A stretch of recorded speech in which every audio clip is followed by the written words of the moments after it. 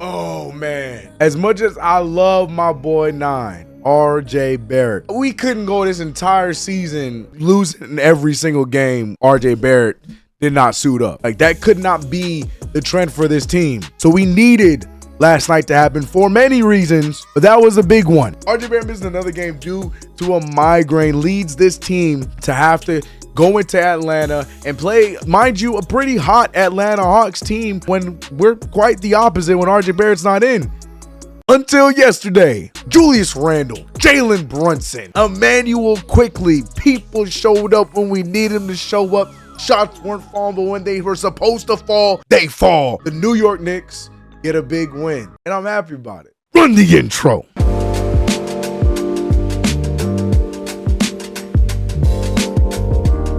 What's going on, CK Crew? It's your boy CK2K, and welcome back to another video. If you haven't already, make sure to subscribe to the channel, hit the notification bell, and not forget to like this video. Man, I don't feel like my voice is ever going to be 100% again. Ever. It ain't getting no rest.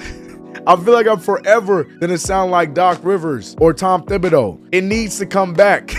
This is my money. Big win for the New York Knicks against the Atlanta Hawks. A game that went from looking like an easy win to looking like, oh God, not another one of these losses. And just like that, a beautiful turnaround victory. Wasn't easy, but it was a turnaround victory nonetheless. And I'm gonna give props to Julius Randle. I'm gonna tiptoe into this because every time I sit here and I say any kind of praise for this man, he proceeds to go on the next day to disappoint me. I just want to let that be known in the ethers in the universe. So I'm hoping that doesn't become the case when we have another group play game on Friday for this in-season tournament. But Julius Randle, he was good. Damn, I would say he was great in this game. Barring probably 3 shots, Julius Randle's shot selection was phenomenal. His decision to actually take advantage of the matchups that were given to him, realizing he is the dominant one of the matchup. It was nice to see. One of my pet peeves of Julius Randle is I never like the fact that he never takes advantage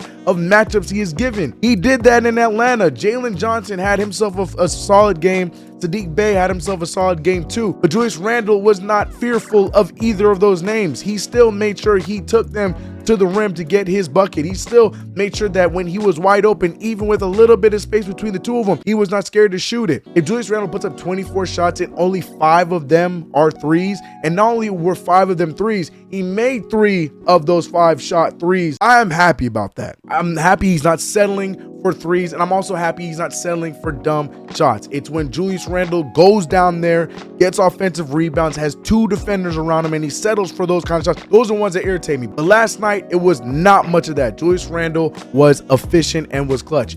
On top of the 29 points, he dropped out 10 rebounds and 8 assists. Phenomenal night for Julius Randle. And in a night where we had so many turnovers, he was only one of those turnovers. He had a Knicks high plus minus of 12. Julius Randle, hate him or love him, was the key to this game, because without Julius Randle having the overlong game that he had, there would have been no opportunity for Jalen Brunson and IQ to be clutch the way they were in this game. Now, IQ in that second half hitting a very big bucket at the end of the third, going off of a nice run, which gave us a little bit of a cushion to survive the momentum that the Atlanta Hawks were on in a little push in that fourth quarter. But after Jalen Brunson hit that late fourth quarter 3, he didn't miss a shot for the remainder of the game. I'm talking about another 3, a clutch midi.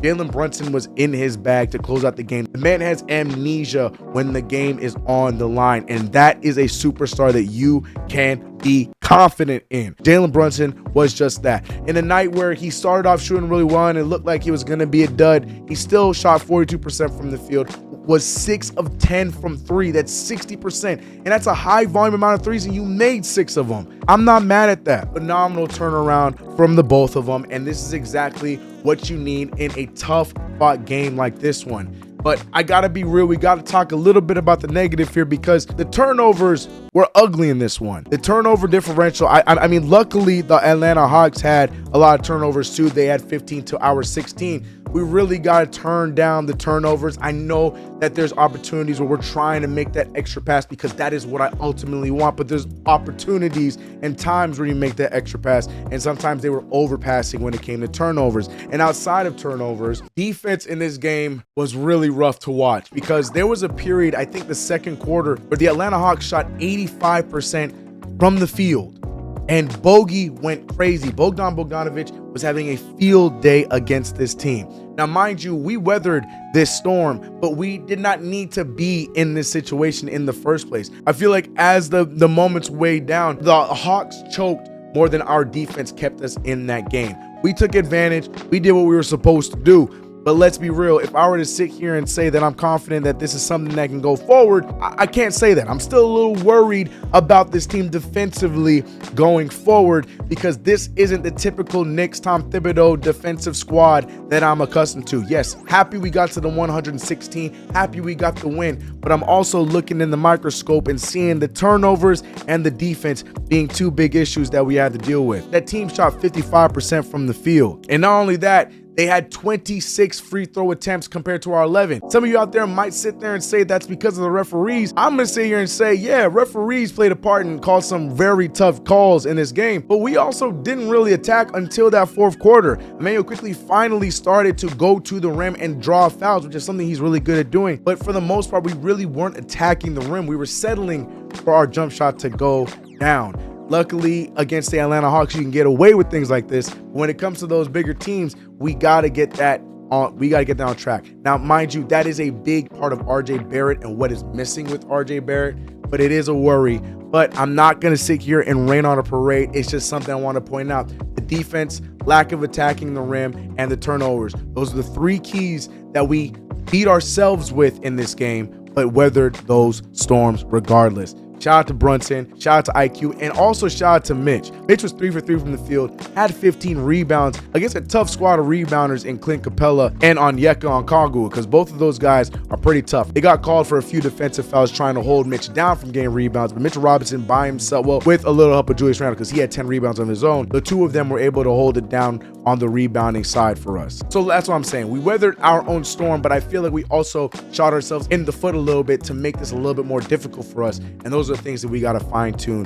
going forward. And again, we were without RJ, another game out with the migraine, so that's also a factor that you also have to play in on this. But a win is a win.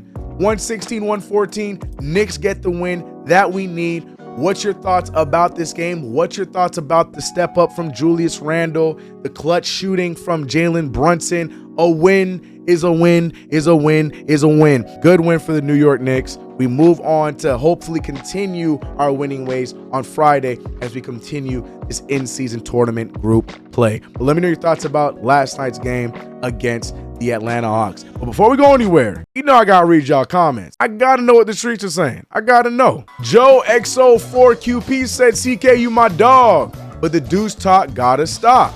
Why? So I don't understand this comment. Again, we saw Tom Thibodeau go with an 8-man rotation, and I'm not a fan of it. I do think Deuce McBride could have been valuable in last night's game too. I'm not saying he's going to go out there and be a difference maker for us offensively, but to say that we were fine without him defensively or even his minutes out there to get other people rest is crazy. Now, I'm not going to back off on my thought on Deuce McBride. Yeah, we got a lot of guards, but I do think Deuce McBride minutes could still be valuable in spurts, but we continue to gas ourselves out and play 8-man rotation, and then it worries me long run with this team. I've never been a fan of an 8-9-man rotation in the beginning of the season. Maybe in the playoffs, sure, but right now it doesn't make sense. Not a good look, but hey, a win is a win. Ooh, this is a good one. All right, because we've talked about this in the play-by-plays and the watch-alongs. Kyle McCann says, hey, CK, what's your thoughts on Brunson shooting technical free throws? I've noticed it multiple times last year, too. I'm not sure why Quickly doesn't automatically take them when he's in the game. Yeah, I am team highest percentage shooter shoots free throws. I don't care about superstar. I don't care about this. I don't care. I want the highest percentage shooter shooting the free throws at all times. In a lot of cases, there are other dudes that are higher percentage free throw shooters over your superstar. I stand by that. Those players want the opportunity to run up their score to help their percentages and whatnot. But in my opinion, I'm all about highest free throw percentage shooter, making it because it's better for the game, because we want to win. I have no problem with Jalen Brunson shooting it, even over RJ. RJ has been our probably most consistent free throw shooter percentage-wise, but over careers, Jalen Brunson is the better free throw shooter. But that also then goes to Quickly if Quickly's on the floor with them. So I'd much rather if Quickly shoot those free throws. So I'm with you. There's been times where we had Julius Randle shoot the free throws while Brunson is right there on the floor. Hell, when Brunson and Quickly are both on the floor. And I've never been a fan of that either. The free throw should always go to the guy with the higher percentage. Case closed. That's my take on it. Brandon Jeffries, 2150. Our wings are short, fam. Ain't that the truth? We gotta win. But now with the injury to Quentin Grimes as well, we were a little short. You know, you see these teams, especially a team like the Atlanta Hawks that got all this, you know, wing depth and the Sadiq Bays and the Jalen Johnsons and DeAndre Hunters and stuff like that, and you get jealous. I'm a fan of wings and the defensive side of them and the abilities and the athletic abilities and what you can do with them in the break and stuff like that. We short. Oh man, see, I don't like to give hate comments any attention, but sometimes when I see stupidity, I want to spread it so others can see the stupidity with me. This is like the third or fourth comment from this person. And I'm going to read this word for word as said, and then I'm going to comment on it, and then we're going to wrap this video up. Let talk Knicks. Let talk Knicks. That's the name. Says, wasn't you part of the hate Randle and he wears a Knicks jersey? Don't backpedal for views. Keep the same Stephen A energy. You're not real Knicks fan.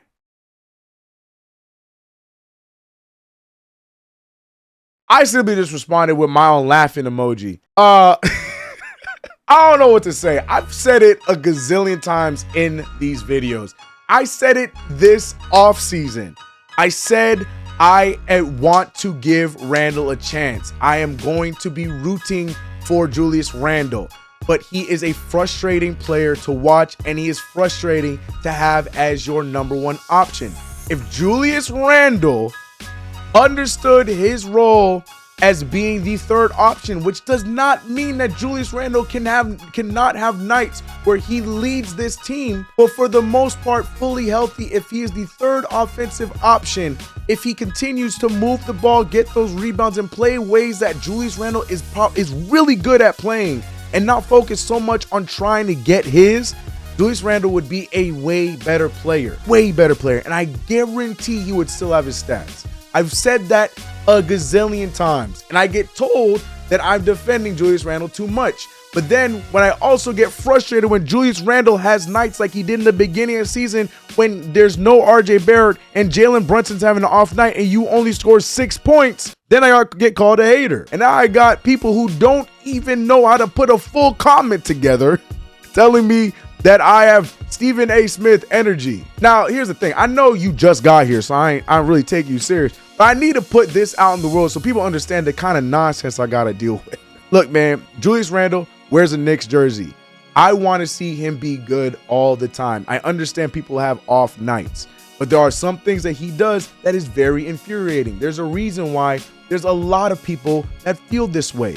It's not like they just choose to hate him to hate him. He gives us reason. We want the guy that is our all-star level player, this guy that has come here and revived a career where I'm not saying he was bad before, but where people had a lot of belief as a Laker he was supposed to be the next coming, and it didn't work out. Then he goes to the Pelicans and he's supposed to do this, but they didn't feel like committing to him. He comes here, becomes a 2-time All-Star, becomes an All-NBA player, all those accolades. But then when it comes to the result of us going long-term with them, we don't know what that's going to be. Yes, Randle as a player is going to be solid, but what does that mean for the Knicks long-term? And that is the problem Knicks fans have with that. I'm not backing down from that take. I never will. But if Julius Randle has nights like he did last night, I'm going to applaud him. I'm going to hope that he has nights like that consistently. I get people have off nights. But there's ways to have off nights. And Julius Randle, it's always hot and cold with him. There's never an in-between. Never. So let talk Knicks. We just talk Knicks. Anyways, this video's gone long enough. Shout out to all the comments. You guys want to have your comment read in the videos? Just comment down below. It will be put in the next video. I appreciate you guys.